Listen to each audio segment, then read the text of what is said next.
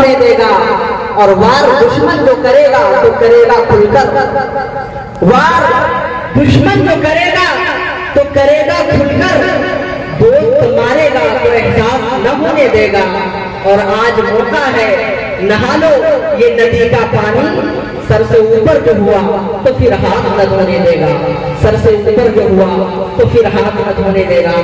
आइए हज़रात, आप तमाम हज़रात के रूबरू सरसरीने सुल्तानगंज भागलपुर से तशरीफ लाए हुए हमारे मेहमान मुकर्रर जनाब मौलाना मुफ्ती वासिफ साहब कदरवेदी मज़ाहरी दामत बरकातहू, जो आपके स्टेज पर रौनक़े अफरोज है।